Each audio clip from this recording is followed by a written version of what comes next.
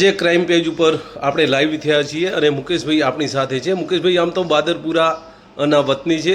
અગાઉ ભારતીય જનતા પાર્ટીમાં તેઓ કામ કરી ચૂક્યા છે. આ વખતે પણ ભારતીય જનતા પાર્ટીએ તેમના ઉપર વિશ્વાસ રાખી અને અનુસૂચિત જાતિનો તેમને પ્રમુખ બનાવવામાં આવ્યા છે. તો મુકેશભાઈ, દર્શક મિત્રોને તમારો પ્રથમ તો પરિચય આપો અને કેટલા સમયથી ભારતીય જનતા પાર્ટી તમારા ઉપર વિશ્વાસ રાખી આ રીતે તમને હોદ્દા આપ્યા છે એ દર્શકોને કહીશો. મારું નામ મુકેશભાઈ સોલંકી છે. મારું ગામ બાદરપુરા છે અને મારા ઘરેથી પણ સરપંચ છે, અત્યારે હાલમાં ચાલુ છે. એની પહેલાં હું પણ સરપંચ હતો અને ભારતીય જનતા પાર્ટીમાં હું ઘણા સમયથી એક કામ કરતો હોઉં છું. ચૂંટણી વખતે અવારનવાર કોઈ પાર્ટીનું કામ હોય તો હાજરી આપતો હોઉં છું.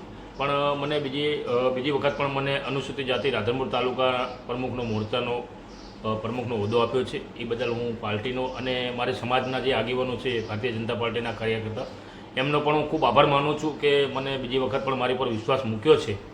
એ બદલ રમેશભાઈ, અમારા જિલ્લાના પ્રમુખ સિંધાવ સાહેબ, એમનો ખૂબ આભાર માનું. અમારા તાલુકા પ્રમુખ શ્રી અજીતસિંહ બાપુ પરમાર છે, એમનો પણ હું ખૂબ આભાર માનું અને પાર્ટીના તમામ કાર્યકર્તાનો ખૂબ આભાર માનું છું કે બીજી વાર નાનજીભાઈ સાહેબ મારી પર જેમને વિશ્વાસ મૂક્યો છે. મુકેશભાઈ, અનુસૂચિત જાતિના તમને પ્રમુખ બનાવ્યા છે, તો અગાઉ પણ તમને પ્રમુખ બનાવ્યા હતા કે બીજો કોઈ હોદ્દો હતો તમારો?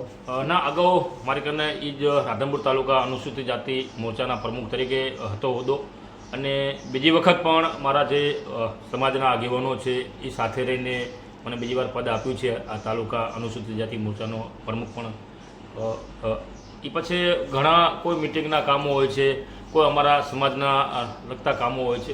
હંમેશા સમાજના આગેવાનો સાથે રહીને મેં જે કામ કર્યું છે અને જે પાર્ટીની જે વિચારધારા છે, ખરેખર એક મારી નોંધ લીધી છે. બદલ હું પાર્ટીનો પણ ખૂબ આભાર માનું છું. મુકેશભાઈ, તમારા ઘરના અત્યારે રાધનપુર તાલુકા સરપંચના પ્રમુખ પણ છે, આવ્યા કંઈક સમાચાર છે? હા, મારા વાઇફ છે એ રાધનપુર એસોસિએશન સરપંચના પ્રમુખ છે. પછી સરપંચ હાલ ચાલુ છે. એની પહેલાં નાનજીભાઈ હું સરપંચ રહી ચૂક્યો છું. એની પછી પહેલાં લગભગ અમારી કને 3 ટર્મથી છે. મારા કાકા પણ સરપંચ હતા. અમે 15 વર્ષથી. મુકેશભાઈ, પાર્ટી મજબૂત બને એના માટે તમારા શું પ્રયત્નો હોય છે? પાર્ટીની જ્યારે ચૂંટણી નજીક આવતી હોય, કોઈ પાર્ટીના કામો હોય છે, કોઈ મિટિંગો હોય છે અને પાર્ટીમાં રહીને કોઈ સમાજનું કામ હોય એ પણ મૂકતા હોઈએ છીએ, તો કામ પ્રશ્ન હલ થતો હોય છે. અને કોઈ સમાજના લગતી કોઈ પ્રશ્ન હોય, મારા આગેવાનો સાથે રહીને બધા અમે કામ કરતા જ હોઈએ છીએ પાર્ટીમાં. ભારતીય જનતા પાર્ટીએ બીજી વખત વિશ્વાસ મૂક્યો છે, તો તમે શું કહેશો પાર્ટીની વિશે?